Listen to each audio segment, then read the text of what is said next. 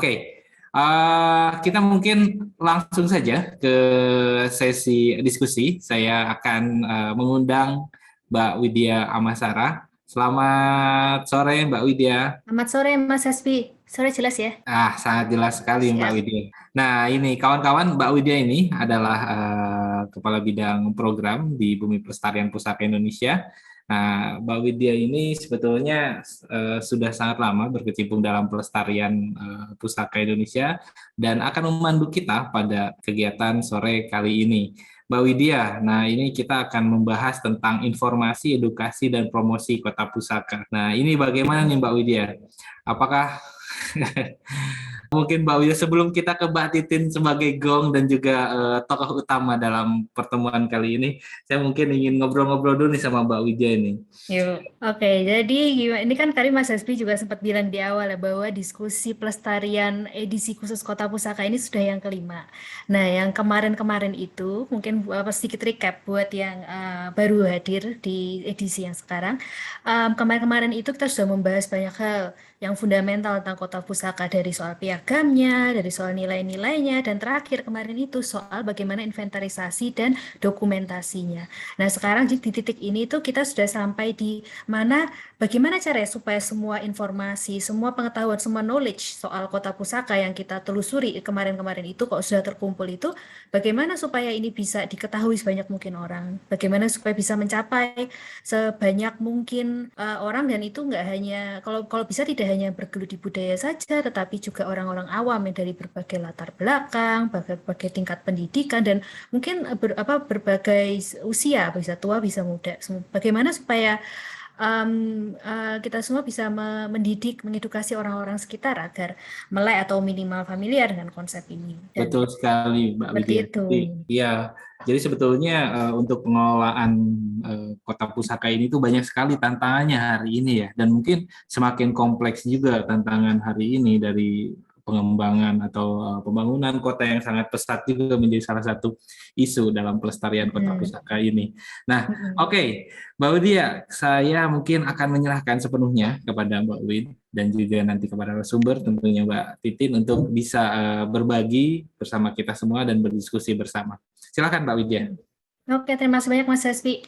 Oke, selamat sore Bapak Ibu, pelestari senior, dan kawan-kawan pelestari muda juga. Tadi sudah dikenalkan sekilas oleh Mas Hasbi, saya Widya dari Badan Pelaksana BPPI, dan kali ini berperan menjadi moderator untuk diskusi pelestarian yang edisi kelima pada sore hari ini. Ya, tadi kita juga ya, sempat bahas sebentar kalau tema pada sore hari ini itu adalah pendidikan dan promosi pusaka. Pendidikan dan promosi pusaka, dan ya seperti yang tadi sempat disampaikan juga, di titik ini kita berharap bahwa hari ini kita bisa belajar bukan hanya bagaimana kita mengumpulkan sebanyak mungkin pengetahuan, bagaimana kita meriset sebanyak mungkin tentang Kota Pusaka, tetapi bagaimana kita bisa menyebarkannya, bagaimana kita bisa membuat orang-orang sekitar, nggak hanya kita saja yang mungkin memang berkecimpung di bidang budaya, tapi juga yang masyarakat sekitar kita, mungkin orang-orang awam, mungkin anak-anak muda, mungkin bukan orang-orang tua gitu, supaya mereka juga bisa memahami dan melek minimal familiar dengan Kota Pusaka. Nah, bagaimana juga kita bisa mempromosikan konsep dan nilai dari Kota Pusaka ini sehingga ibaratnya bisa menginspirasi inspirasi sehingga ke depannya ini semua akan bisa berkembang dan tidak jalan di tempat dan di situ-situ saja. Nah, untuk menjawab ini semua di sini sudah ada Ibu Titin Fatimah, dosen Departemen Arsitektur dan Perencanaan Universitas Tarumanegara, sekaligus Sekretaris Dewan Pakar BPPI yang akan menjadi pembicara utama pada sore hari ini. Bu Titin, apakah sudah ada di tempat? Ya, sudah Mbak Widya. Halo, selamat sore Bu Selamat sore, Titin. ya. Terima kasih sudah berkenan hadir pada sore hari ini. Sehat-sehat aja ya Bu? Sehat, alhamdulillah. Alhamdulillah. Oke, jadi sebelum ini saya izin memperkenalkan sedikit ya Bu. Kalau misalkan ada yang mau ada yang miss bisa dikoreksi, kalau ada yang kurang silahkan ditambahkan. Oke, jadi Bu Titin di sini adalah seorang ibu, seorang arsitek, seorang dosen, seorang periset, dan juga seorang pecinta pusaka dan yang juga suka traveling. Nah, spesialisasi Bu Titin di sini antara lain itu ada pelestarian pusaka, saujana, perencanaan kota, turisme, dan pengembangan komunitas. Nah, ini juga direfleksikan dalam berbagai publikasinya, yaitu diantaranya di tahun 2019 kemarin itu tentang pemetaan budaya atau cultural mapping di Desa Giri Tengah di Borobudur, di Magelang, sebagai upaya awal penyusunan perencanaan pariwisata berkelanjutan. Lalu beliau juga meriset di Nusa Tenggara Timur tentang keberlanjutan arsitektur vernakular di Kampung Praikoli, Kabupaten Sumba Barat. Lalu yang terbaru tahun 2022 ini meriset tentang the impact of COVID-19 pandemic on rural living in Borobudur, Indonesia. Jadi ya memang sangat berkaitan bersentuhan erat ya Bu ya antara pusaka itu dia berlama-lama lagi Bu. Kalau Ibu Titin berkenan untuk berbagi ilmu dan pengalaman Ibu atau berbagi curhat soal selama ini tantangan dalam berkiprah dalam pelestarian pusaka itu apakah menemui sesuatu tantangan atau kendala gitu, juga mau curhat juga silakan bisa disampaikan ke kita supaya kita juga bisa belajar dari situ. Mungkin bisa kita mulai saja ya Bu tentang informasi, edukasi, promosi Kota Pusaka. Waktu dan tempatnya saya persilakan. Oke, ya baik. Terima kasih banyak Mbak Widya atas kesempatan dan waktunya. Selamat sore Bapak Ibu semuanya yang sudah hadir pada Zoom kali ini, yang mungkin nanti akan ada yang bergabung juga. Langsung saja saya akan coba share materi yang ingin saya bagikan pada kesempatan sore hari ini. Apakah sudah kelihatan, Mbak Widya? Sudah jelas, Bu. Oke, ya baik. Langsung saja saya mulai ya. Mungkin dalam sekitar waktu 30 sampai 40 menit semoga sudah bisa saya selesaikan begitu. Ini adalah edisi kelima dari diskusi bulanan untuk diskusi edisi Kota Pusaka ya yang diselenggarakan oleh BPPI, di mana ini lanjutan dari yang diskusi sebelumnya bulan lalu oleh Mbak Ria. Kali ini akan membawakan judul Informasi, Edukasi, dan Promosi Kota Pusaka. Nah, bicara tentang pusaka, mungkin bagi teman-teman yang baru bergabung, tapi saya kira ini sudah banyak yang tidak asing lagi gitu ya dengan apa sih pusaka gitu ya. Kalau kita merujuk pada Piagam Pelestarian Pusaka Indonesia tahun 2003, maka jelas sekali disebutkan pusaka yang kalau kita membahasa Indonesiakan itu dari kata heritage gitu ya. Ada pusaka alam, pusaka budaya, dan juga pusaka sarjana. Saya kira mungkin karena sudah banyak yang cukup familiar ya, saya tidak perlu menjelaskan satu persatu begitu. Nah, kemudian apa kaitannya pusaka? Nah, karena kita akan membahas tentang kota pusaka gitu ya.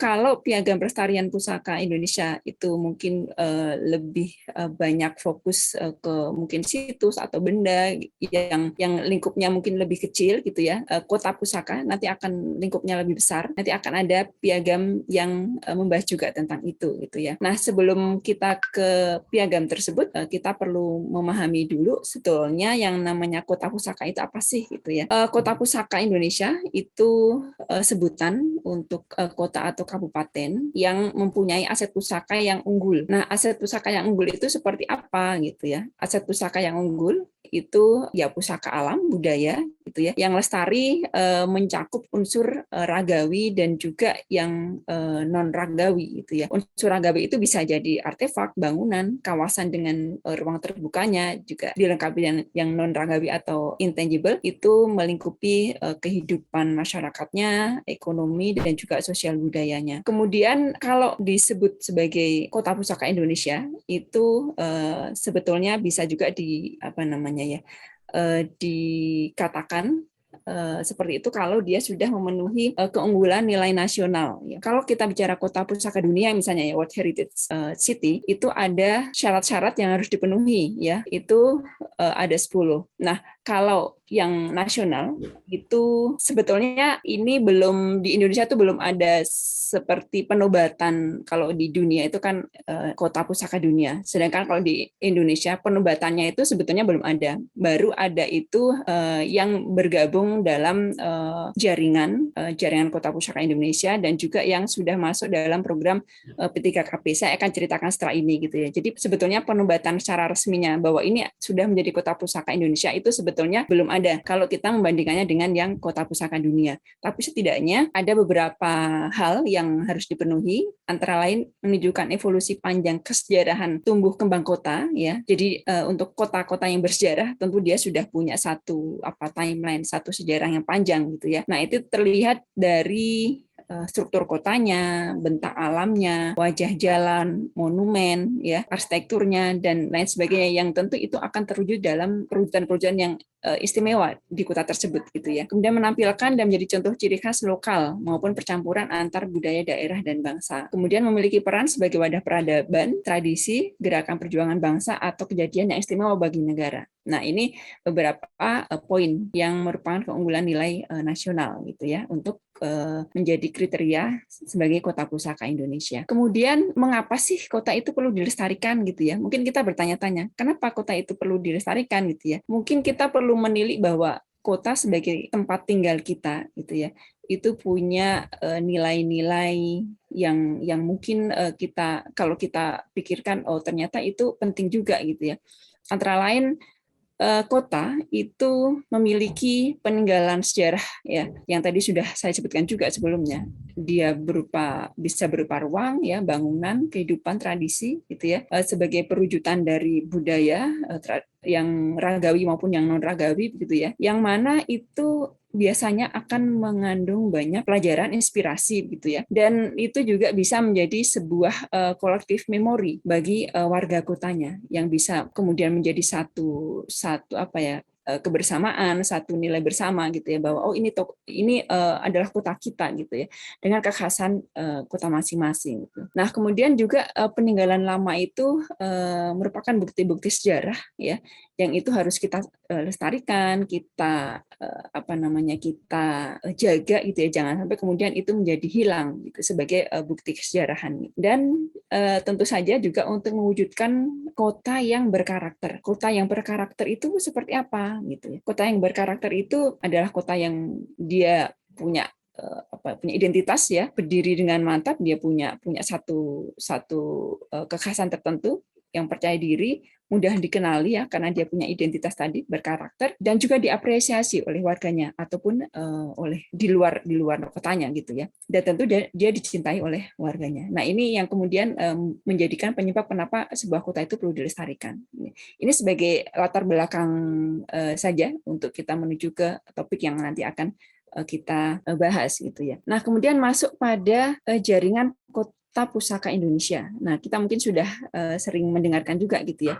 JKPI ini adalah sebuah network ya, hub untuk kota-kota pusaka di Indonesia, di mana ditetapkan tahun 2008 itu di Kota Solo ketika penyelenggaraan World Heritage City Conference ya. Waktu itu kebetulan Pak Jokowi sebagai wali Kota Solo, dan disitulah kemudian ditetapkan JKPI yang mana anggota pertama kalinya 12 kota, tapi sekarang sudah menjadi lebih ya, mungkin 51 lebih, karena saya buat PPT yang slide ini mungkin sudah beberapa waktu yang lalu gitu ya, sudah lebih dari ini, dan sampai sekarang masih tetap berjalan gitu ya. Kemudian selain JKPI ya, kemudian di turutin juga diikuti dengan satu inisiasi kerjasama gitu ya, program yang di tahun 2012 itu oleh Dirjen Penataan Ruang Kementerian PU, waktu itu masih PU ya, belum PUPR, dan sebetulnya sekarang Kota Pusaka juga sudah tidak di PUPR lagi, tapi di ATR gitu ya, Kementerian Agraria dan Tata Ruang. Nah, kemudian waktu itu bekerja sama dengan BPPI dan juga JKPI diterbitkan, diluncurkan satu program penataan dan pelestarian Kota Pusaka yang disebut sebagai P3KP ya. Nah, mungkin saya tidak perlu menyebutkan secara lebih detail maksud dan tujuannya, tapi setidaknya dengan program ini diharapkan pelestarian terkait dengan keberadaan Kota Pusaka di Indonesia itu bisa lebih maju dan terprogram gitu ya, di mana kemudian nanti pemerintah sebagai pengupaya ya untuk pembiayaan dan lain sebagainya bekerja sama dengan BPPI dan JKPI itu bisa berjalan dengan lancar. Nah, kemudian untuk selanjutnya terkait juga dengan program untuk pelestarian Kota Pusaka Indonesia, tadi di depan saya sudah sebutkan bahwa untuk piagam pelestarian pusaka itu mengalami perkembangan ya. Jadi kalau di awal tadi untuk definisi dari pusaka, saya sebutkan dari piagam pelestarian pusaka Indonesia yang diluncurkan tahun 2003. Nah, kemudian pada tahun 2013 itu sekaligus mengakhiri dekade 2 dari Gerakan Pelestarian Pusaka Indonesia, itu diluncurkan Piagam Pelestarian Kota Pusaka Indonesia, di mana piagam ini dia lebih fokus pada kawasan ya. Jadi kalau piagam yang pertama itu mungkin belum mencakup kawasan, baru mungkin benda, kemudian juga situs ya. Tapi kemudian pada piagam yang kedua ini, yang Kota Pusaka, itu bicara lebih banyak ke kawasan atau kotanya. Nah, harapannya nanti bisa kemudian menaungi hal-hal pusaka yang berkaitan dengan kawasan ataupun kota. Pada waktu itu tahun 2013 diluncurkan piagam Kota Pusaka ini, sekaligus pada saat tahun pusaka penutupan ya, tahun pusaka Indonesia 2013, dan sekaligus peluncuran agenda aksi dekade 3 Gerakan Pusaka Indonesia ya, untuk dasawarsa 2014-2023. Waktu itu di Kementerian Koordinator Kesejahteraan Rakyat atau Kemenkokesra, yang sekarang Kemenko PMK ya jadinya, ganti-ganti namanya. Kemudian di piagam tersebut, di Piagam Pelestarian Kota Pusaka Indonesia, di situ disebutkan bahwa rencana pengelolaan Kota Pusaka itu perlu didukung manajemen yang handal, ya, holistik, sistematik, dan komprehensif. Nah, di situ ada 8 instrumen yang dipakai untuk pelestarian Kota Pusaka, di mana ke-8 instrumen tersebut kemudian disusun menjadi 8 modul yang kita bisa lihat secara keseluruhan di sini. Ada modul 1 tentang kelembagaan, kemudian yang kedua tentang inventarisasi dan dokumentasi pusaka, yang ketiga ini tentang informasi, edukasi, dan promosi, di mana kita akan banyak membahas pada pertemuan kali ini. Kemudian modul keempat dan sampai ke-8 nanti akan dibahas pada diskusi bulanan berikutnya gitu ya. Nah, kemudian tentang informasi, edukasi, dan juga promosi Kota Pusaka, mungkin sedikit sebagai latar belakang kenapa kemudian perlu sih seperti ini gitu ya untuk pengadaan program informasi, edukasi, dan promosi Kota Pusaka. Ini memang kalau kita lihat gitu ya, banyak kota yang memang dalam pengelolaannya itu belum mempunyai satu pengelolaan yang komprehensif dan sistematis gitu ya, di mana dalam pengelolaan tersebut kemudian menggunakan informasi, edukasi, dan juga promosi yang menarik, interaktif, dan juga tepat sasaran. Padahal sebetulnya informasi, edukasi, dan juga promosi Kota Pusaka itu salah satu instrumen yang cukup penting untuk mendukung keberhasilan pelestarian Kota Pusaka tersebut gitu ya. Nah, seperti apa kita akan bisa lihat. Oke, ini ya.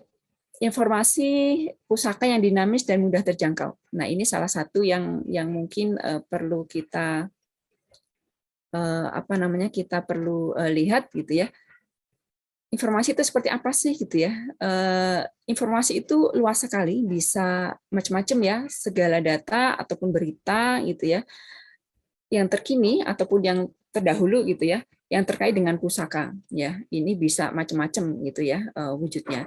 Nah, itu bisa menjadi pesan, arti, pengetahuan, komunikasi ya. Kebenaran yang menceritakan tentang pusaka itu bisa beragam, tentang tradisi, budaya, kegiatan, program, macam-macam ya. Yang itu nanti bisa dimanfaatkan untuk beragam kegiatan. Nah, kemudian juga informasi pusaka dari hasil inventarisasi pusaka di sebuah kota. Nah, ini penting untuk menjadi dasar sebuah informasi yang nanti akan diolah gitu ya. Dikelola dalam satu pengelolaan informasi yang terpadu. Nah, ini menjadi penting kita kalau mengikuti di diskusi sebelum ini yang tentang inventarisasi kota pusaka. Nah, itu diceritakan oleh Mbak Ria terkait dengan usaha-usaha untuk penyusunan inventarisasi dan dokumentasi itu seperti apa sih gitu ya. Nah, itu ketika kemudian proses dokumentasi dan inventarisasi itu sudah dilakukan dengan baik, maka data yang kemudian diperoleh itu bisa diolah menjadi informasi yang disesuaikan dengan kebutuhan. Ya, itu bisa mungkin untuk database, untuk dokumentasi, untuk database, untuk informasi, untuk mungkin bahan-bahan sosialisasi dan lain sebagainya itu bisa dimanfaatkan gitu ya. Nah, informasi-informasi tersebut juga penting dikelola dalam satu sistem yang up to date ya, yang informatif, dan kalau bisa ketika ada hal-hal baru maka perlu untuk diperbaharui begitu ya. Oke, sebentar saya skip dulu sebentar ya. Pause dulu. Tidak apa, Bu. Oke. Oke, jadi break dulu sebentar. Bagi pusaka ya, Bu.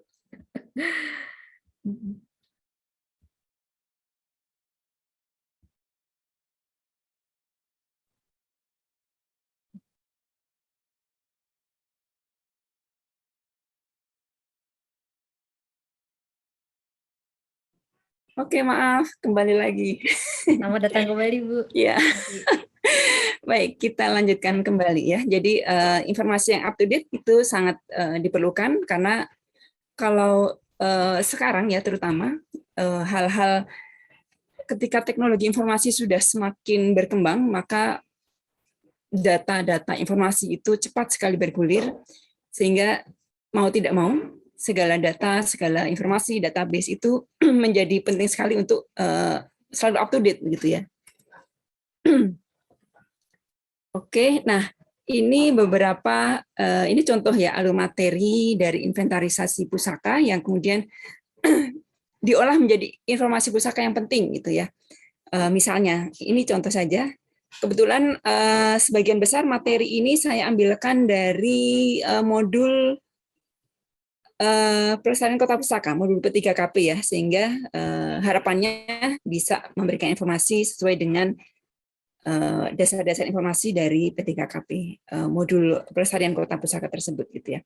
Nah, di situ disebutkan bahwa dari inventarisasi pusaka itu bisa diolah ya menjadi informasi pusaka yang penting. Sebagai contoh misalnya seperti ini. Kita punya data morfologi kota misalnya ya. Nah, morfologi kota itu pasti akan ada misalnya morfologi kota dari tahun berapa misalnya ya, perkembangannya seperti apa gitu ya, sampai tahun keberapa gitu.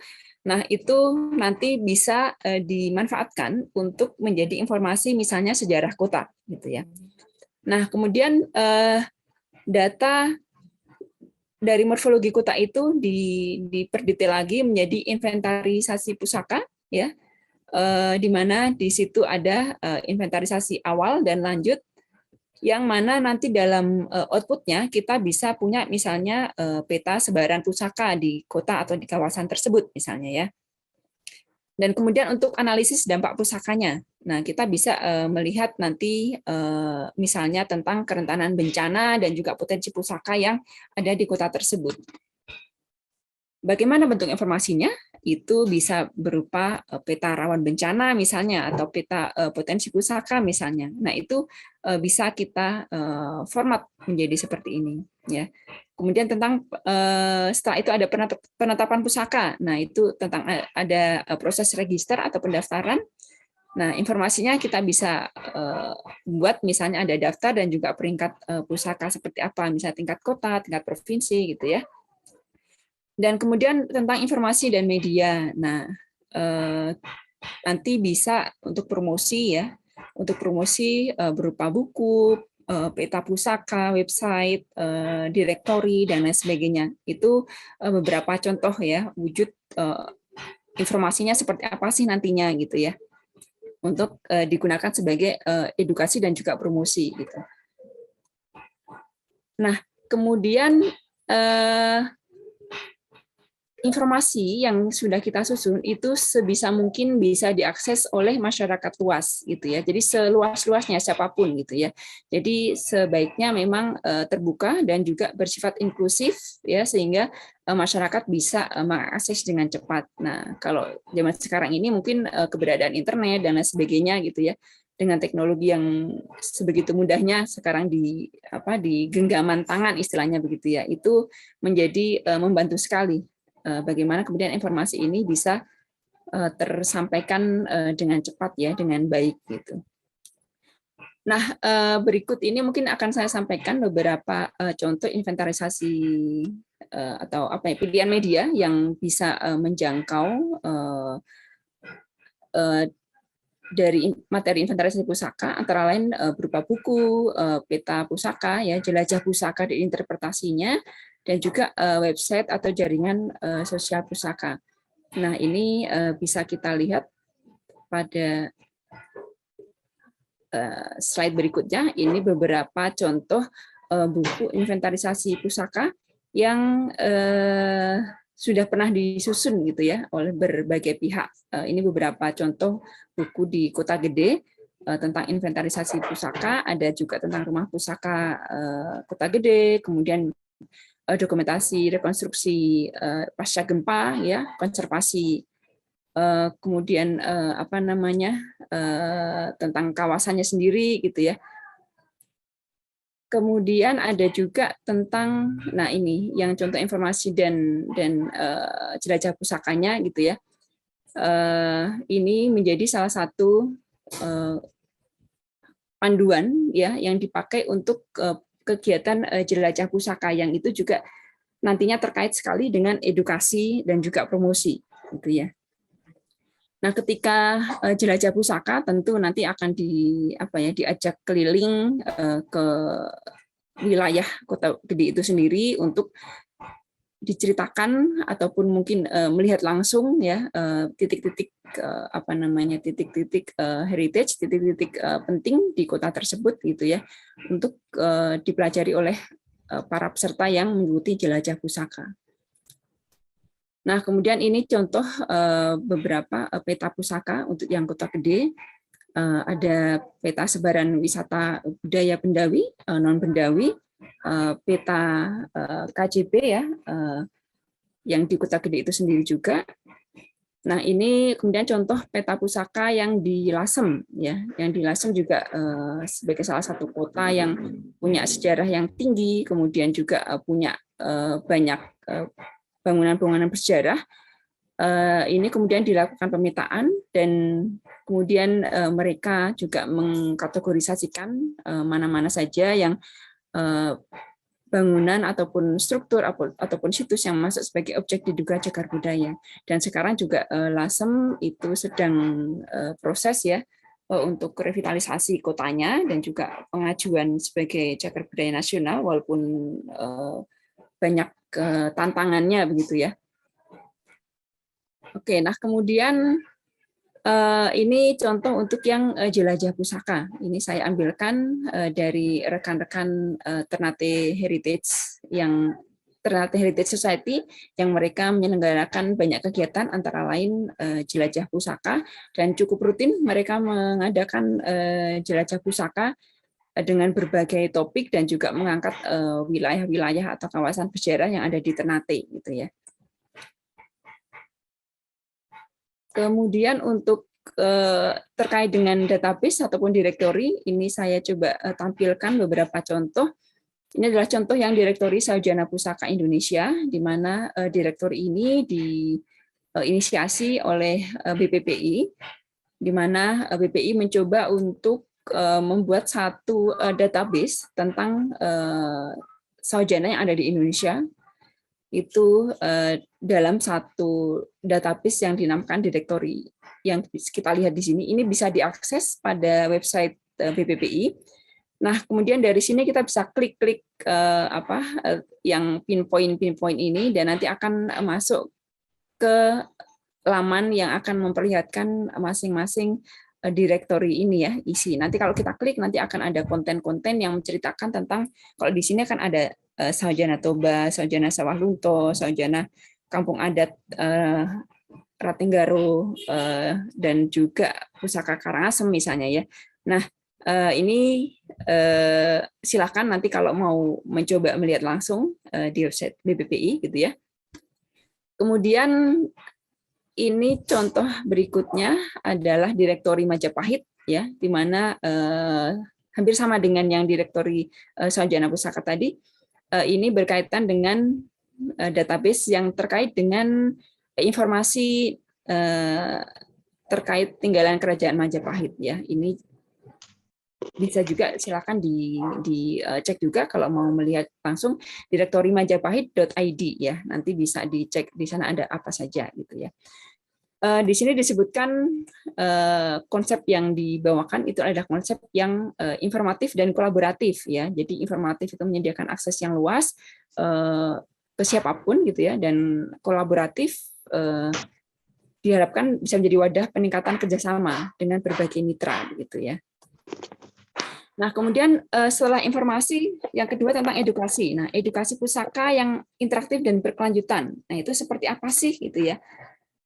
Nah, edukasi ini menjadi satu tahapan yang cukup penting gitu ya dalam proses pemahaman tentang apa itu pusaka dan juga bagaimana pelestariannya. Nah, diharapkan edukasi ini bisa dilakukan dan diterima oleh siapapun, tidak memandang itu ras, gender, kemudian agama, umur ya, usia berapapun gitu ya. Dari sejak kecil bisa dilakukan edukasi pusaka ini secara dini, dari umur yang secara dini gitu ya, sehingga diharapkan justru ketika sejak kecil bisa diberikan edukasi tentang pusaka ini, maka ketika sudah dewasa, sudah besar, kesadaran pusakanya sudah cukup tinggi gitu ya, sehingga bisa berkelanjutan untuk pelestarian ke depannya gitu. Dan kemudian edukasi pusaka itu diharapkan bisa interaktif gitu ya, jadi bersifat komunikasi dua arah, tidak hanya satu arah. Oke, kemudian ini contoh untuk edukasi ya, edukasi untuk usia anak-anak SD gitu ya. Ini adalah hasil kerjasama BPPI dengan organisasi pendidikan pusaka di Belanda dan pemerintah Kota Yogyakarta ya. Jadi outputnya ini berupa buku-buku cerita yang diangkat dari cerita rakyat ataupun aset-aset pusaka yang ada di Jogja. Nah, ini dalam dalam penyusunannya pun melibatkan mereka ya, termasuk para guru mereka juga, termasuk sketsanya dan lain sebagainya. Nah, ini beberapa contoh ketika diselenggarakan seminar dan pameran ya untuk pendidikan pusaka untuk sekolah dasar ini.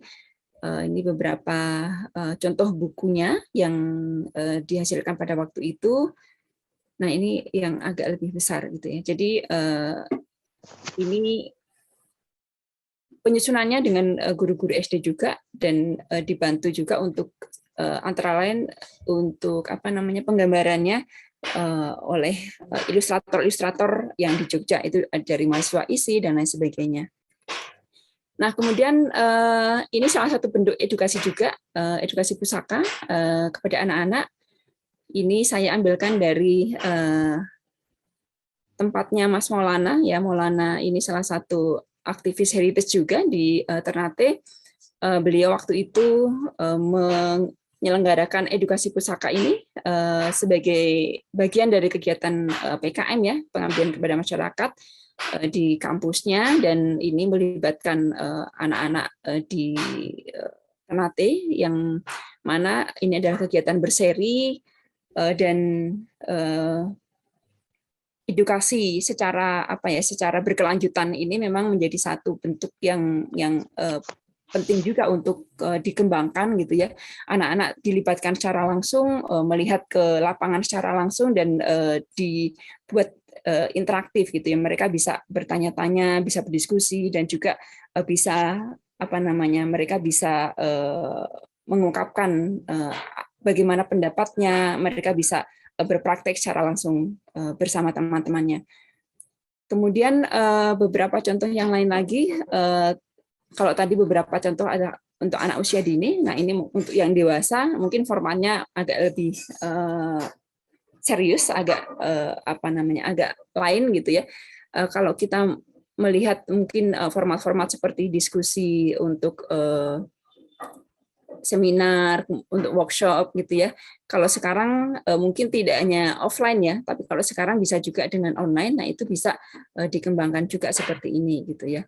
Dan ini yang bentuk online-nya, salah satunya kita bisa lihat ada klinik belajar Lasem, yang mana ini diinisiasi oleh kelompok atau komunitas di Lasem. Ada banyak kelas-kelas klinik belajar Lasem yang sudah dilakukan. Ada pemetaan budaya waktu itu, tapi juga ada berbagai macam kelas-kelas webinar yang dilakukan dalam seri klinik belajar Lasem. Kemudian berikutnya tentang promosi. Nah, promosi pusaka seperti apa sih agar promosi itu bisa baik gitu ya. Promosi pusaka yang menarik dan tepat sasaran itu penting ya, untuk bisa menyampaikan apa-apa informasi yang terkait dan agar bisa sampai kepada para audiens ya, kepada masyarakat gitu ya. Tentu promosi itu harus menggunakan atau memanfaatkan media yang tepat gitu ya. Nah, kalau kita sekarang hidup di zaman industri 4.0 gitu ya. Nah, itu keberadaan sosial media itu menjadi satu hal yang tidak bisa kita pungkiri ya, sehingga penggunaan sosial media saat ini pun menjadi satu hal yang sudah sangat lazim gitu ya, dan itu menjadi sangat mudah untuk mencapai para audiens gitu ya. Nah, seperti apa kemudian contohnya, ini beberapa saya berikan contohnya. Misalnya di Siak itu mereka menggunakan misalnya Instagram ya, baik itu untuk yang dari pemerintah tersendiri ataupun dari beberapa komunitas yang memang aktif, mereka melakukan kegiatan heritage dan juga promosi terkait dengan heritage di Kota Siak ya. Misalnya Heritage Hero yang dipimpin oleh tim muda di sana, salah satunya Mbak Cindy yang cukup aktif juga di BBPI. Kemudian ini di Sawalunto, kita tahu bahwa Sawalunto sudah masuk World Heritage City gitu ya. Nah, itu mereka memanfaatkan juga Instagram, termasuk Facebook juga untuk promosi mereka ya di sosial media.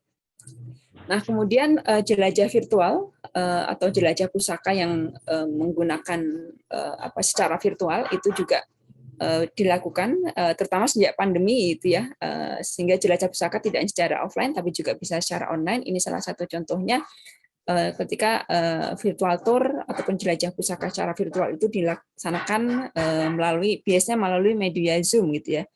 Itu bisa melibatkan banyak peserta yang mereka tidak bisa datang secara langsung pun mereka bisa mengikuti gitu ya. Nah, kemudian kemasan informasi, edukasi dan juga promosi pusaka serta peranannya dalam pengelolaan kota pusaka. Nah, ini sebagai contoh gitu ya.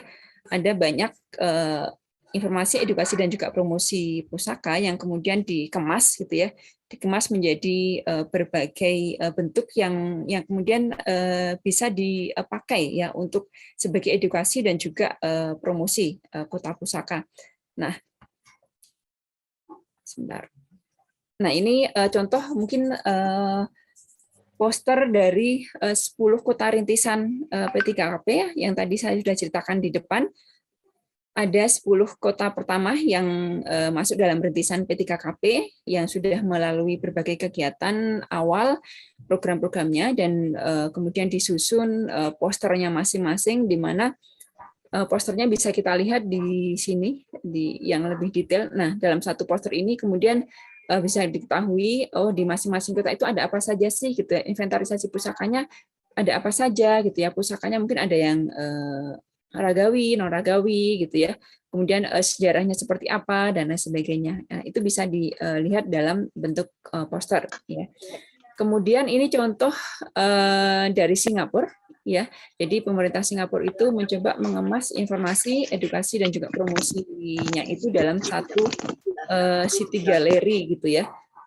Yang mana di situ ada banyak media yang bisa dilihat, ada selain menggunakan marketnya, kemudian ada flyer-flyer, poster-poster, kemudian juga ada berbagai macam media yang bisa dinikmati oleh pengunjungnya gitu ya, untuk mereka bisa menerima informasi, mempelajari ada apa saja sih gitu ya terkait dengan kota mereka gitu. Nah, kemudian siapa saja yang harusnya terlibat dalam kegiatan edukasi dan juga promosi termasuk informasi ini gitu ya. Kita perlu melibatkan banyak pihak ya. Jadi kegiatan ini tidak hanya dilakukan oleh pemerintah saja, tapi kita mungkin kalau misalnya di sini saya perlihatkan itu pelibatan pentahelix gitu ya. Jadi ada unsur pemerintah, masyarakat, industri atau pelaku usaha, akademisi dan juga media ya. Ini yang kemudian penting untuk dilakukan kolaborasi dari masing-masing pihak ini ya, tidak bisa hanya sendiri-sendiri. Dan kemudian mungkin sebagai sebagai penutup ya dari apa yang saya sampaikan pada sore hari ini, informasi dan edukasi pelestarian perlu dilakukan ke berbagai lapisan masyarakat, pemerintah, dan berbagai pihak terkait. Ya, sosialisasi secara konsisten dalam mendorong pemahaman pelestarian pusaka diantaranya dapat dilakukan melalui berbagai program pelestarian seperti dalam kurikulum sekolah, museum, jelajah pusaka atau heritage trail, dan sebagainya. Kemudian promosi juga perlu dilakukan untuk mendapatkan nilai yang dapat meningkatkan karakter kota, identitas kota, dan sekaligus mendatangkan orang untuk berkunjung dan melakukan perbandingan dan pembelajaran untuk mendatangkan devisa karena keterlibatannya dalam roda ekonomi lokal, dan pada akhirnya dapat meningkatkan kesejahteraan masyarakat kota tersebut. Ya, saya kira mungkin itu saja dari saya, Mbak Widya. Mudah-mudahan bisa menjadi satu langkah awal, ya, materi awal untuk bisa kita diskusikan pada sore hari ini. Oke, siap. Wow, terima kasih banyak Bu Titin untuk pemaparannya yang sangat lengkap sekali, penjelasan kita dapat dari rekap dari awal sekali dari pengertian pusaka, lalu pencapaian usaha yang terkait informasi, edukasi, dan promosi yang sudah dilakukan sampai saat ini, dan bahkan mungkin dapat beberapa hint soal apa yang bisa kita lakukan ini ke depannya. Ini saya suaranya masuk kan ya? Tulisannya internet connection is unstable. Masuk. Oke. Oke, jadi tadi mendengar penjelasan Bu Titin, saya langsung membayangkan ini tiga aspek ini, informasi, edukasi, dan promosi itu, saya langsung membayangkan sebuah analogi nih, seperti sebagai panah. Jadi informasi sebagai busur, edukasi sebagai anak panah, lalu promosi ini si pemanah yang membuat informasi dan edukasi ini menjadi kena sasaran, yaitu orang-orang yang ingin kita sharing terkait kota pusaka ini. Saya kira analogi dari saya tangkap sih.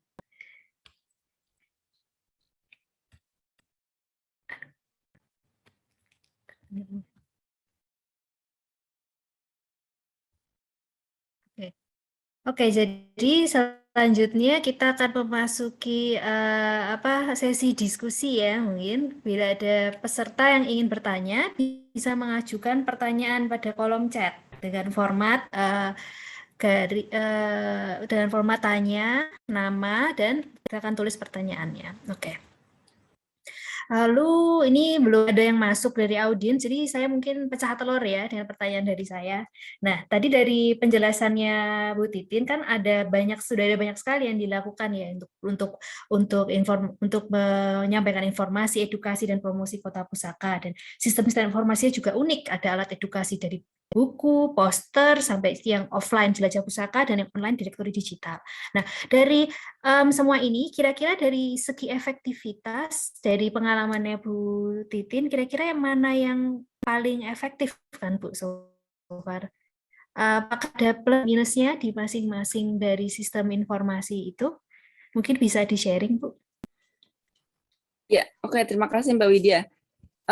Ya, jadi memang ada macam-macam ya untuk platform informasi tadi ya. Ada dari buku, ada peta informasi ya, peta pusaka dan lain sebagainya ya.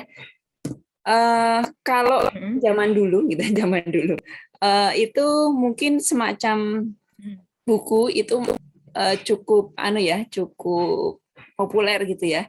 Tapi kalau makin ke sini gitu kan bentuk-bentuk penyampaian informasi itu kan sudah semakin berkembang gitu ya, sehingga pada akhirnya hal-hal yang bersifat cepat bisa diakses itu akhirnya menjadi lebih efektif gitu ya, apalagi kalau seperti sekarang gitu ya,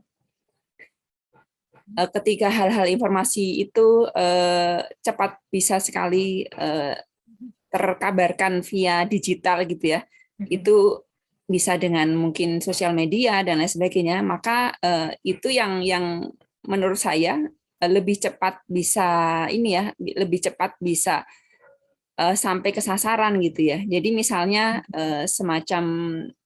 kalau semacam poster itu juga bisa, tapi bukan lagi poster yang dicetak gitu ya, tapi poster flyer cetak yang sudah ya flyer digital gitu ya.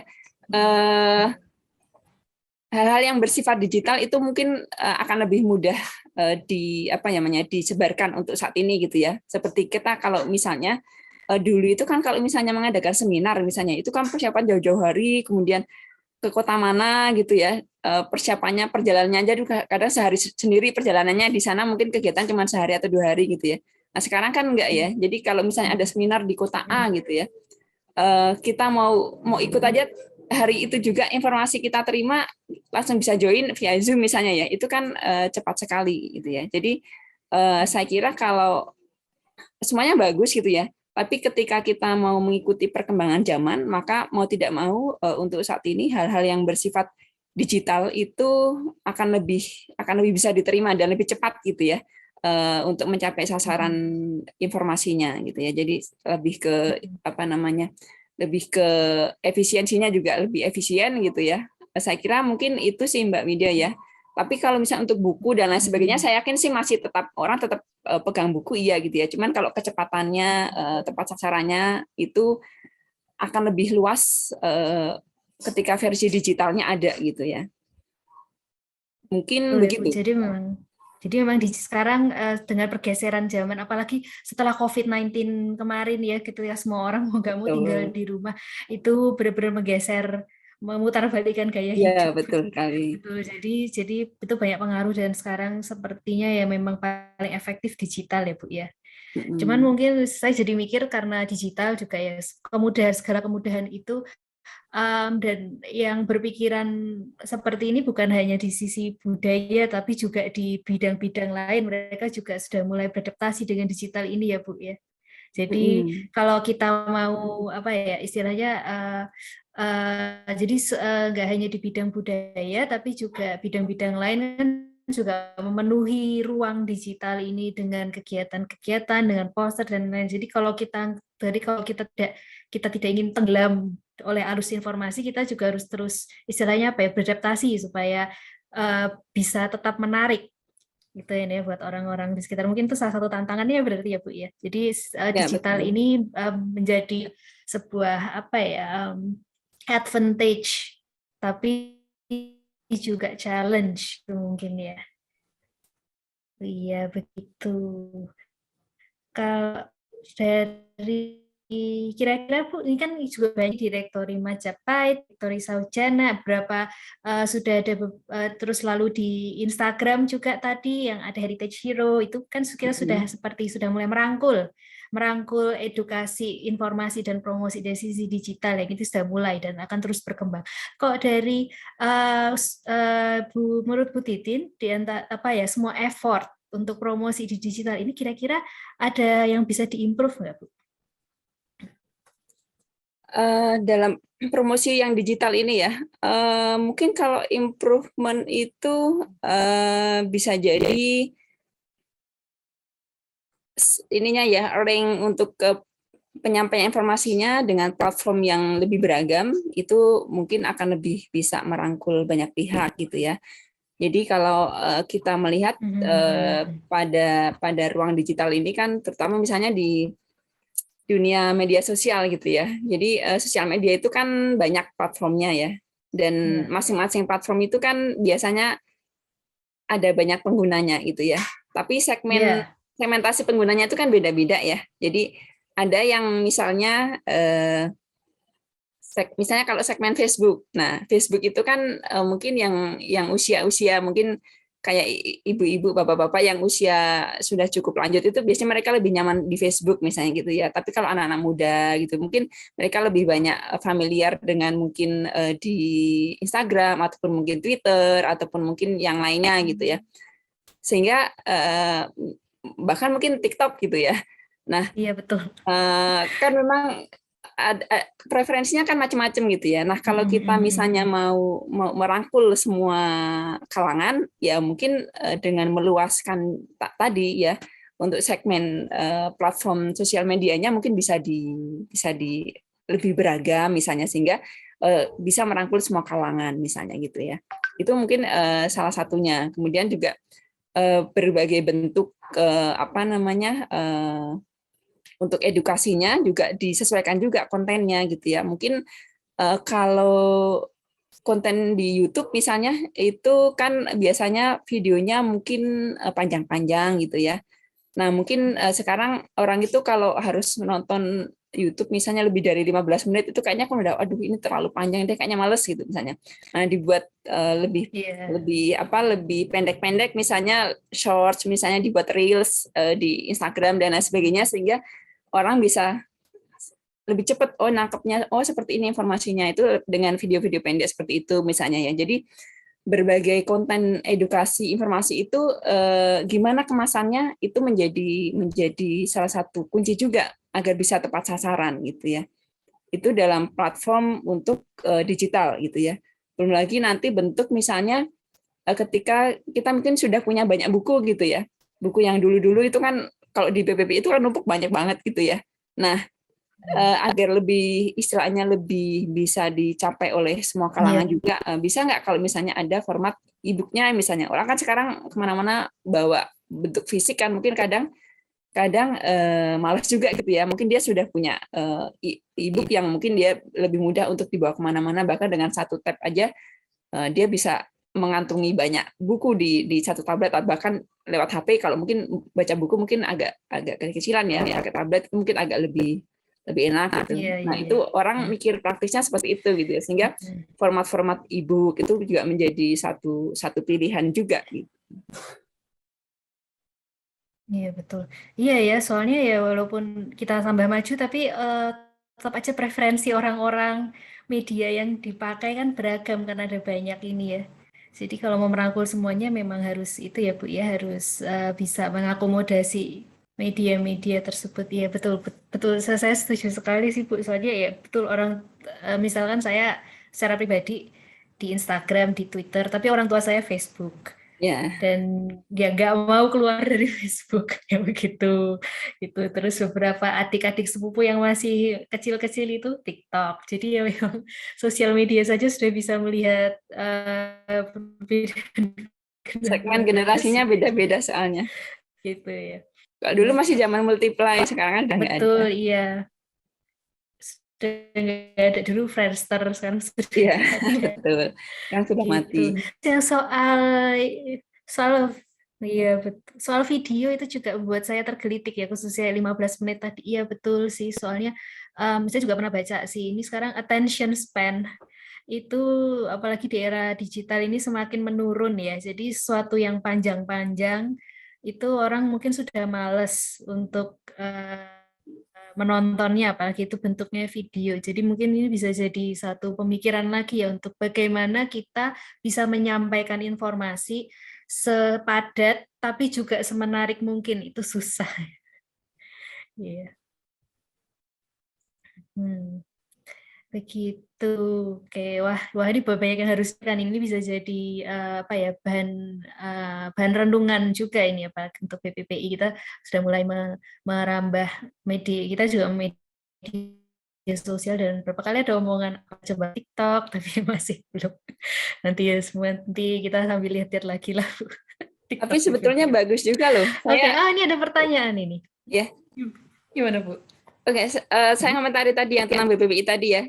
Saya sebenarnya salut, BPPI sudah cukup, saya rasa sudah cukup mengikuti ini ya, untuk platform sosial medianya sudah cukup bagus. Akan ada Instagramnya aktif gitu ya, kemudian YouTube ada YouTube-nya juga ya, dan kemudian menyesuaikan juga ketika dulu mungkin diskusi bulanan diadakan secara offline di veteran ya di BPPI. Sekarang kan ada platform untuk online-nya gitu ya.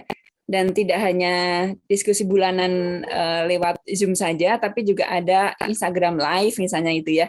Jadi yang bisa merangkul segmen anak muda misalnya. Nah, itu ya saya kira sih sudah lumayan ada apa ya?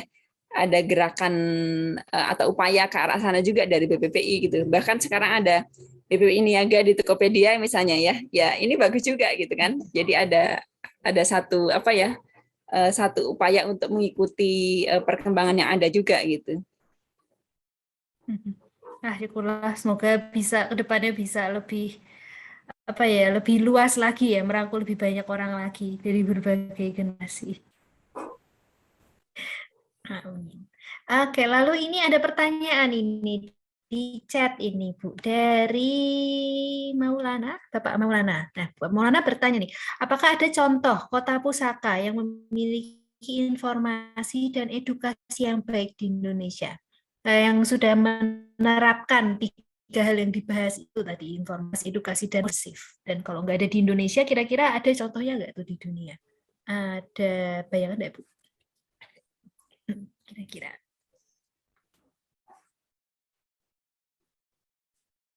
Oke, langsung saya jawab aja. Mbak Widya suaranya hilang. Langsung. Oke. Ya, kayaknya koneksi saya. Oh iya, kayaknya suaranya terputus-putus tadi. Oke, terima kasih Mas Maulana. Waduh. Ini Mas Maulana ini dari Ternate ya, benar ya? Yang ini Maulana beneran kan ya? Yang dari Unkhair.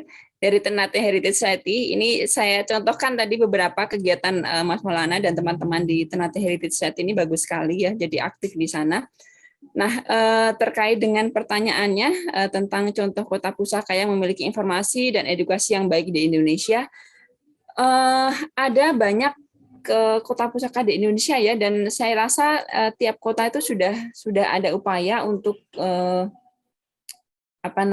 untuk penyusunan informasi dan juga pengadaan atau penyelenggaraan edukasi dan juga promosi terkait pusakanya masing-masing gitu ya. Cuman kalau dikatakan apakah sudah baik dan sudah itunya baik dan berhasil mungkin ya. Mungkin saya tidak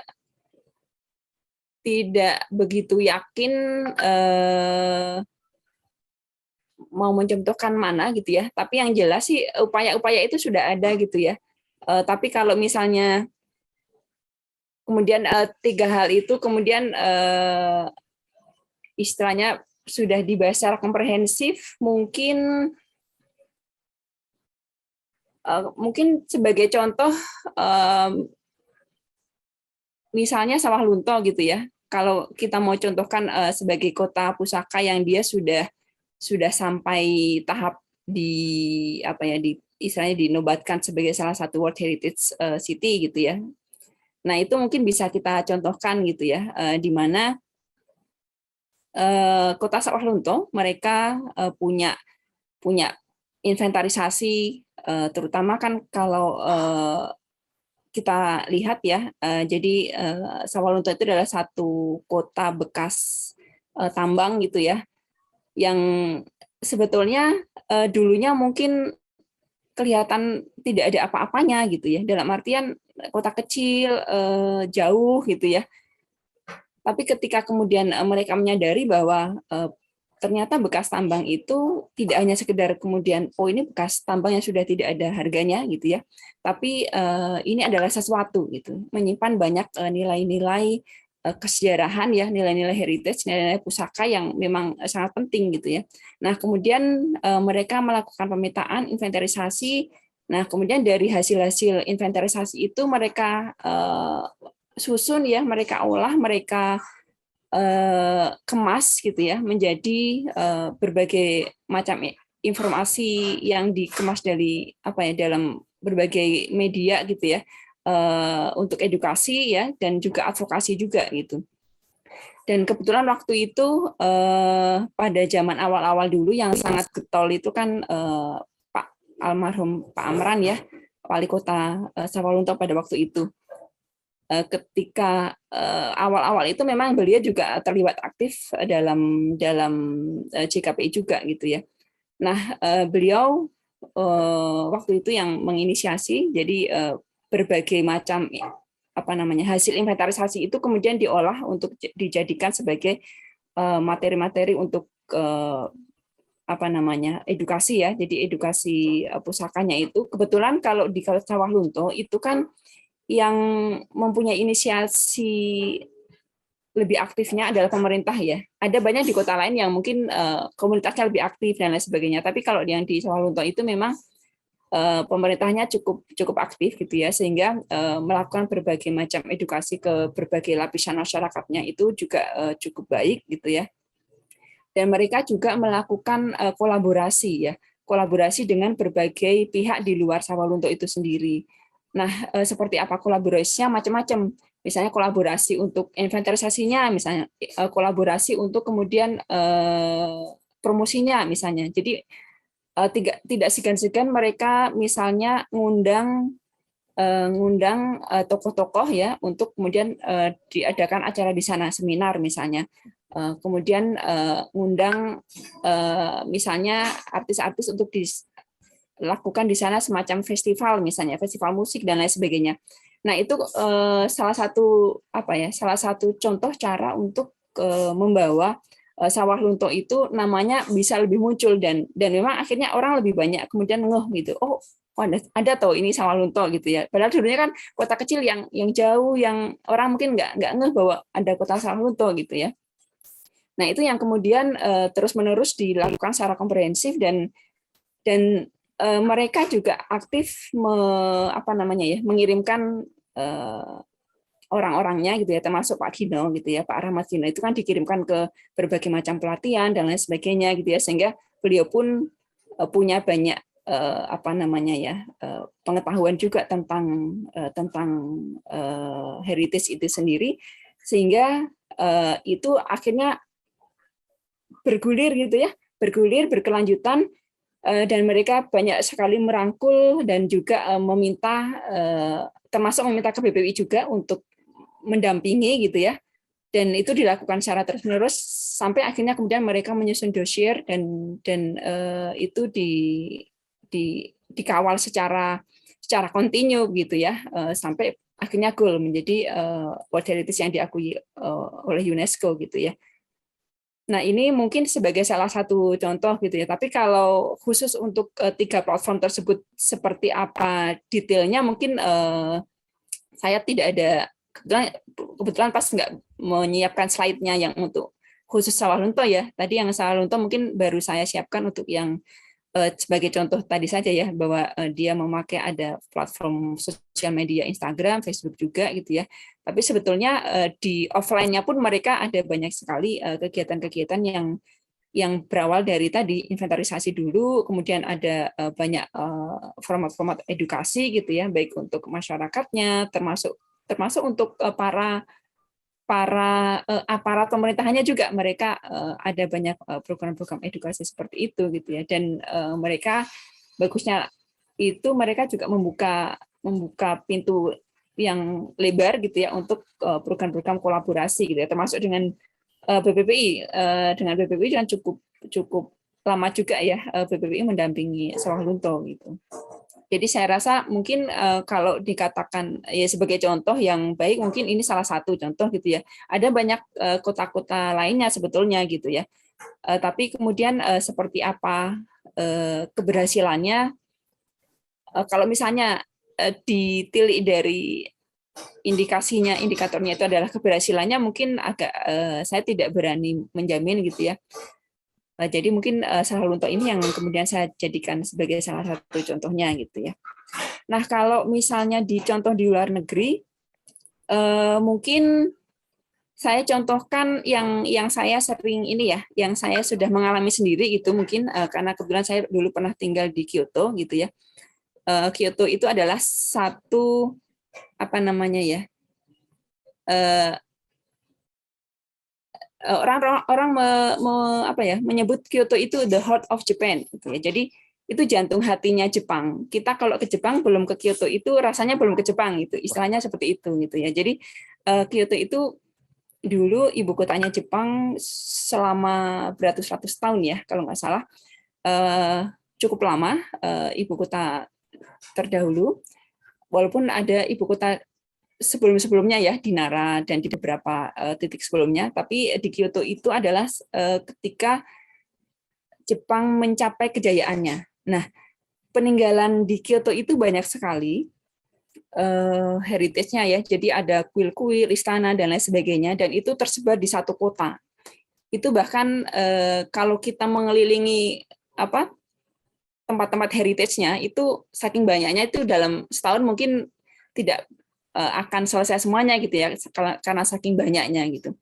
Nah itu kalau yang saya ketahui di sana terkait dengan informasi itu mulai dari website itu mereka punya website yang cukup komprehensif ya, baik itu website dari pemerintahnya maupun website yang khusus untuk promosi pariwisatanya, itu bisa kita bisa kita cari dengan mudah ya. Kalau kita mau mencari misalnya kegiatan-kegiatan di sana, festivalnya apa saja misalnya, atau tempat-tempat yang menarik yang mau dikunjungi apa saja, itu mereka punya website yang cukup komprehensif dan lengkap. Nah, itu bisa kita cari.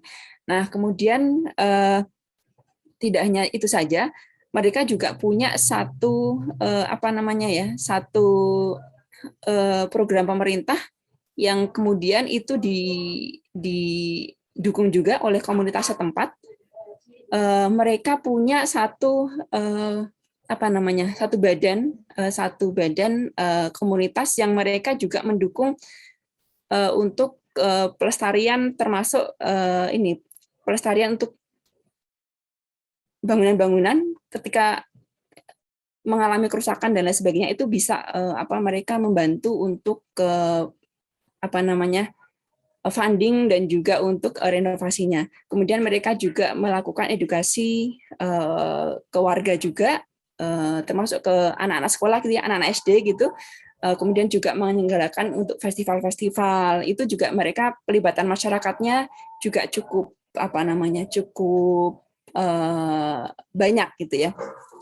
Nah, kemudian untuk promosinya juga saya rasa promosinya mereka punya platform promosi dengan memanfaatkan dengan berbagai macam lini gitu ya, baik lini offline maupun online ya. Kalau offline itu mereka misalnya mereka ada poster-poster di berbagai tempat, kemudian mereka punya Tourism Information Center, kemudian punya pusat pusat kayak semacam pusat informasi budaya juga.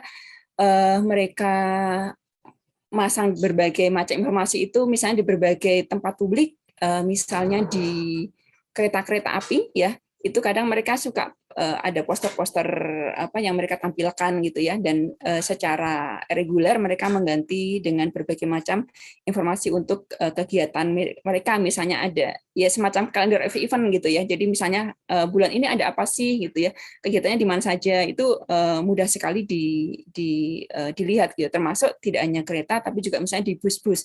Di bus itu juga ada banyak tempat-tempat untuk menempelkan poster-poster informasi tentang kegiatan-kegiatan kota tersebut gitu ya. Dan selain itu untuk edukasi ini tidak hanya oleh pemerintah yang tingkat level kota gitu ya, tapi juga sampai di level kalau kita apa ya, Provinsi? sampai RT RW, RT RW. itu mereka punya satu apa namanya ya, organisasi. Kalau kita, saya lupa kalau di Jepang itu apa namanya ya. Jadi kalau di Kyoto itu ada blok-blok gitu ya. Jadi satu blok gitu ya. Kalau kita satu RW gitu ya, atau satu RT gitu ya. Nah, itu mereka punya satu organisasi. Komigai, saya lupa namanya. Nah, itu mereka sangat aktif ya, termasuk mereka mengadakan kegiatan-kegiatan untuk anak-anak di lingkungannya misalnya ya. Jadi kalau di Kyoto itu bahkan di blok-blok tertentu mereka ada apa ya? Jadi kayak kalau di kita tuh apa ya? Kalau di Bali itu kan kalau di Subak itu ada patung-patung Subak yang kecil, yang itu ya, yang istilahnya dewa penunggunya gitu ya. Yang kalau di Jepang itu di lingkungan-lingkungan itu kan ada juga. Nah, di sana itu sampai dibuatkan pemetaannya, dipetakan ada itu titik-titik itu di mana saja gitu ya. Kemudian ada festivalnya, terus ada jadwal untuk misalnya bersih-bersihnya. Terus itu juga melibatkan anak-anak yang ada di lingkungannya itu gitu. Jadi saya rasa sih sistemnya apa ya, cukup bagus gitu ya. Tidak hanya di level kota yang besar, tapi bahkan sampai di level kecil itu, di level lingkungan. Ya mungkin ini juga tergantung keaktifan lingkungan ya, tapi setidaknya sistem di lingkungan itu mewadahi untuk hal-hal sampai seperti itu gitu. Mungkin ini yang mungkin bisa saya bagikan gitu, saya share gitu ya sebagai contoh yang mungkin saya ngelihat langsung seperti apa sih di sana begitu ya. Mungkin Mas Maulana juga sudah pernah ke sana juga ya, jadi mungkin adalah bayangan di sana seperti apa gitu. Kira-kira begitu mungkin Mbak Widya. Oke, siap. Wow. Oke, terima kasih Bu Titin, dijawab dengan lengkap sekali dari Sawalunto sampai membawa pengalaman dari Kyoto juga ya.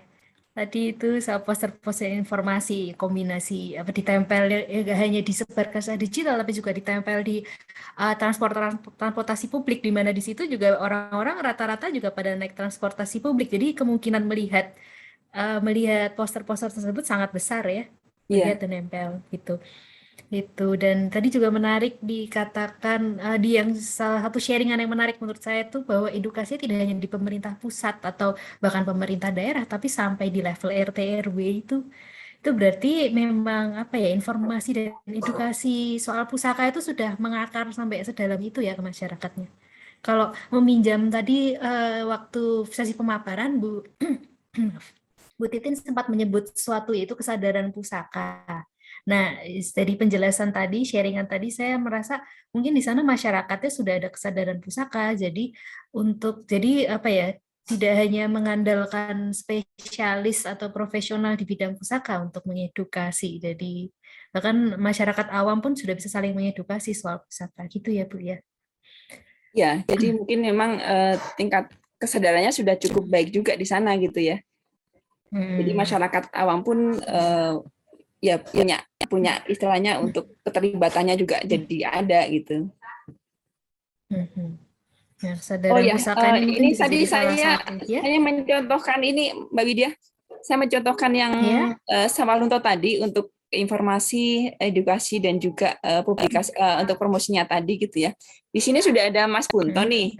Nah, Mas Punto ini kan banyak terlibat tuh untuk berbagai kegiatan di Sawalunto. Mungkin bisa dipanggilkan untuk sharing gitu, di mana sih gimana di Sawalunto untuk informasi, edukasi dan juga promosinya di sana gitu sebagai contoh untuk melengkapi yang tadi gitu juga bisa. Siap, Mas Kunto, kalau mungkin mau maju untuk sharing tentang pengalamannya waktu di Sawah Lunto lagi, apakah ada di tempat? Ada. Oh, Ada. lagi sedang menggali itu, lagi di situs arkeologi. Gimana Mbak Selamat, Widya? selamat sore, Mas sore. Kunto. Terima Apa yang bisa kasih. dibantu? Nah, itu tadi Ya. kita sedang berbincang soal informasi, edukasi, dan promosi Kota Pusaka. Lalu ada pertanyaan yang masuk nih, adakah contoh Kota Pusaka yang informasi, edukasi, dan promosi Kota Pusakanya baik? Dari Bu Titin sharing soal sawah yang di dalam negeri itu Sawah Lunto, yang di luar negeri Kyoto. Nah, Mas Kunto kan banyak pengalaman di Sawah Lunto, mungkin bisa sharing lebih dalam lagi soal mengapa Sawah Lunto itu untuk sistem informasi, edukasi, dan promosi Kota Pusakanya tergolong baik. Ya, baik. Kenapa Sawah Lunto baik? Sebetulnya itu juga sudah teruji ya ketika Sawah Lunto kemudian tahun 2019 menjadi warisan dunia atau World Heritage, Mbak Widya dan Mbak Titin. Karena untuk bisa menjadi World Heritage itu kan ada beberapa prasyarat ya. Pertama tentu saja sudah melakukan dokumentasi ataupun inventarisasi terhadap aset-aset cagar budaya ataupun pusaka yang dimiliki gitu ya. Berbagai macam kajian itu sudah dilakukan ya oleh teman-teman di Sawah Lunto, Mas Kino dan teman-teman. Dan kalau kita perhatikan betul ya, kajian-kajian tersebut itu juga disampaikan kepada publik ya dalam bentuk pembangunan museum-museum. Ya, itu bisa kita sebut sebagai museum atau tempat penyimpanan koleksi, tapi sekaligus juga sebagai pusat informasi kepada masyarakat terkait dengan sejarah mengenai kota Sawah Lunto dan terutama kegiatan tambang gitu ya.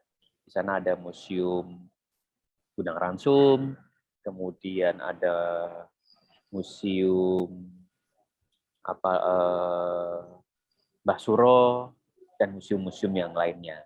Ya. Kemudian selain itu juga ditampilkan juga ya di setiap objek cagar budaya ataupun yang sudah menjadi atribut warisan dunia itu signage ya atau penanda informasi. Gitu. Tapi memang masih ada beberapa kelemahan juga atau kekurangan lah saya bilang kekurangan ya karena bagaimanapun kan informasi itu perlu disampaikan secara terus-menerus dan juga perlu disampaikan sesuai dengan konteks hari ini ya dan harus bisa bersifat aktif.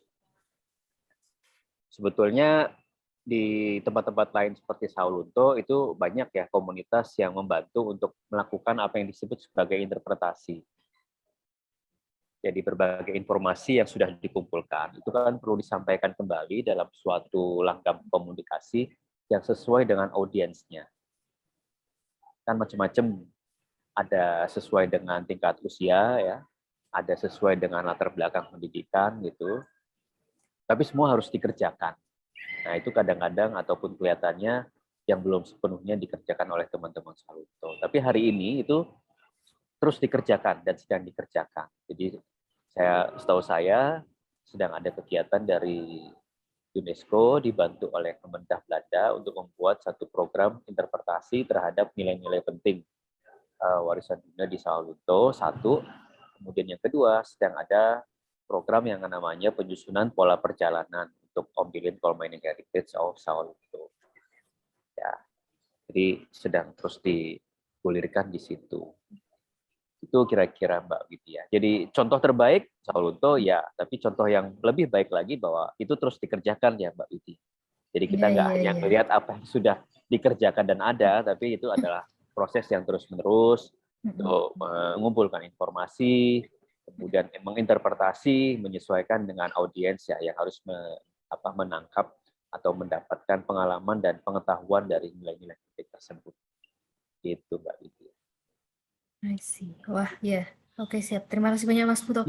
Iya, jadi Sama-sama. memang terbaiknya itu ya bukan apa ya, bukan status dia yang paling apa gitu, tapi karena konsisten, karena masih di apa sustainable ya, dia masih terus dijalankan. Sama ini juga ya perlu diketahui bahwa salah satu syarat untuk menjadi warisan dunia, karena sekarang itu kan harus dengan dukungan komunitas. Jadi pada saat ada tim evaluasi dari ICOMOS ya, advisory body-nya UNESCO ya, pada mengunjungi Sao Lunto, itu kan pasti akan bertanya kepada masyarakat ya. Masyarakat, kalian tahu nggak sih kalau Sao Lunto sudah mengajukan diri untuk menjadi warisan dunia? Ya, kami tahu, misalnya jawabannya begitu. Kemudian dites lebih lanjut dong. Nilai penting apa yang diajukan? Nilai pentingnya ini. Nah, itu kan sebetulnya poin yang paling penting ya. Jadi bukan hanya kita melakukan kajian, kemudian mengajukan nominasi, tapi bagaimana informasi itu juga diketahui oleh masyarakat ataupun komunitas di situ. Komunikasi dua arah ya. Komunikasi dua arah, dan ketika Sao Lunto ditetapkan, itu artinya mereka sudah teruji di bagian itu. Nah, tapi prosesnya tidak hanya berdiri di situ dan masih berlanjut sampai dengan hari ini. Ya, itu ya Bu Titin ya kira-kira kan ya. Ya betul, makasih Mas Punto sudah melengkapi. Ini saya panggil karena Mas Punto kan yang sering bolak-balik ke sana toh. Iya. Mengawal langsung. Siap. Ya, terima kasih banyak sekali lagi Mas Punto untuk ulasannya tadi, tambahannya tadi soal sawah lunto. Biarpun apa ya, colongan, tetapi tetap dalam dan menggugah. Terima kasih. Rama, mungkin ini sekalian tadi jadi penutup ya, karena melihat waktunya yang semakin mendekati injury time. Di sesi diskusi, saya tidak ada pertanyaan lagi ya, saat sesi diskusi, saya izin akhiri di sini. Terima kasih sekali lagi untuk Bu Titin untuk pemaparan dan diskusi yang menyenangkan, Mas Punto untuk sharing dan penutupnya yang ciamik. Nah, kita sudah belajar banyak hal soal informasi, edukasi, dan promosi Kota Pusaka hari ini ya, dari cara memproduksi informasi lewat berbagai sistem dari buku, poster, jelajah pusaka sampai teknologi digital, lalu berbagai faset dari edukasi pusaka, dua arah berkelanjutan, dan bahkan sudah semakin ditegaskan lagi nih dengan contoh dari Sawah Lunto, dan juga belajar edukasi itu tidak hanya untuk anak usia dini, tapi juga untuk dewasa, ada online, offline juga, dan platform medianya juga bermacam-macam. Lalu tadi juga kita bisa berdiskusi banyak soal segmen generasi dalam berbagai media sosial zaman now ini ya, kelebihan dan juga tantangan dari dunia digital. Ini semua bisa jadi bahan perenungan nih, khusus bagi para pelestari, baik senior maupun junior yang mungkin sedang mencari inspirasi untuk bisa menyebarluaskan informasi dan pengetahuan yang sudah kita punya ini untuk ke khalayak luas. Tapi tadi satu poin penting sih yang saya tangkap dari pemaparan, diskusi, dan sharing ini, bahwa ini bukan hal yang bisa dilakukan sendiri, semua ini butuh kerjasama dan saling kolaborasi, yaitu tadi komunikasi dua arah itu ya. Oke, baiklah, saya rasa sampai di sini. Terima kasih sekali lagi Bu Titi, terima kasih sekali lagi Mas Punto untuk waktu dan expertise dan sharingnya. Waktu dan tempat saya kembalikan ke Mas Hasbi. Baik, terima kasih Mbak Widya yang telah memandu acara pada sore kali ini, dan juga spesial terima kasih juga untuk Mbak Titin ini yang sudah memberikan kita banyak sekali pencerahan terkait dengan informasi, edukasi, dan promosi di Kota Pusaka. Memang benar banyak sekali pekerjaan-pekerjaan rumah dan juga pengembangan-pengembangan yang perlu dilakukan ya dalam pengelolaan informasi, edukasi, dan promosi Kota Pusaka ini. Tadi saya ketika mendengarkan diskusi ingat salah satu guru pernah berbicara kalau misalnya mau memperlihatkan informasi dan juga edukasi yang paling efektif sebetulnya itu tuh buatlah corner, katanya itu di airport, di stasiun, di public transportation. Jadi informasi terkait pusaka itu. Nah, saya beberapa bulan lalu sempat sedikit ditegur juga nih. Kebetulan kami membantu juga di Yayasan Arsari untuk mengembangkan atau mengelola Mandala Majapahit. Nah, di sini ada Pak Samsuli Akub juga, ini salah satu pengelola atau koordinator Mandala Majapahit Trowulan. Kenapa Mandala Majapahit Trowulan atau kenapa Mandala Majapahit tidak dibuat di bandara seperti itu? Jadi sehingga informasi turis-turis itu tuh bisa mendapatkan informasi pertama terkait dengan Indonesia atau citra Indonesia. Nah, ini mungkin cukup menarik juga untuk kita lihat kembali dan mungkin kita kembangkan. Mungkin ini bukan suatu hal yang baru, tapi rasanya bisa menjadi efektif untuk kedepannya seperti itu. Oke, baik. Terima kasih. Mungkin ini nampaknya kita sudah terlewat ya 8 menit lebih. Sebelumnya mungkin saya mohon izin kepada Bapak Ibu sekalian, kita foto bersama terlebih dahulu sebelum kami mengakhiri diskusi kita pada sore kali ini. Baik, silahkan bisa membuka kamera, bersama-sama kita foto. Baik, terima kasih banyak Bapak Ibu sekalian atas keaktifannya dalam diskusi kita kali ini. Kita akan berjumpa lagi bulan depan, namun sebelumnya ada beberapa informasi yang ingin kami sampaikan. Yang pertama, bagi Bapak Ibu sekalian yang mungkin belum memfollow dan juga berlangganan atau subscribe beberapa media sosial BPPI, nah silahkan segera subscribe karena beberapa informasi ya terkait dengan pelestarian pusaka, kegiatan BPPI, kami selalu informasikan di berbagai laman media BPPI. Di Instagram ada di @IndonesianHeritageTrust, di Facebook ada BPP Heritage, juga di YouTube BPP Heritage, serta di website BPPI IndonesianHeritageTrust.org. Jadi silahkan dikunjungi, di follow, dan juga di subscribe. Dan juga tak ketinggalan, silahkan mungkin bagi Bapak Ibu sekalian yang ingin membeli produk-produk, tadi sudah dimention juga sama Mbak Titin nih, BPPI Niaga nih, kami punya lapak di Tokopedia BPPI Niaga, dan mungkin Bapak Ibu sekalian bisa mengakses di sana berbagai produk terkait dengan heritage, baik buku maupun hasil-hasil karya lainnya. Dan juga kami membuka kerjasama juga kepada Bapak Ibu sekalian yang mungkin memiliki produk-produk terkait dengan pusaka. Mari kita bersama berkolaborasi dalam BPPI Niaga. Mungkin itu kali ini Bapak Ibu sekalian untuk diskusi kita pada sore kali ini. Kita akan bertemu di bulan depan, dan bulan depan di bulan Agustus kita akan ada Temu Pusaka Indonesia. Jadi kami mengundang juga kepada Bapak Ibu sekalian di tanggal 19, 20 hingga 21 Agustus mendatang kita akan ada Temu Pusaka Indonesia di Siak Indrapura atau di Riau. Jadi silahkan mungkin Bapak Ibu sekalian yang ingin mendaftar segera mendaftar. Informasi akan sudah terpampang di media sosial Bumi Pelestarian Pusaka Indonesia. Baik, sampai jumpa bulan depan di diskusi selanjutnya. Sehat selalu dan salam lestari.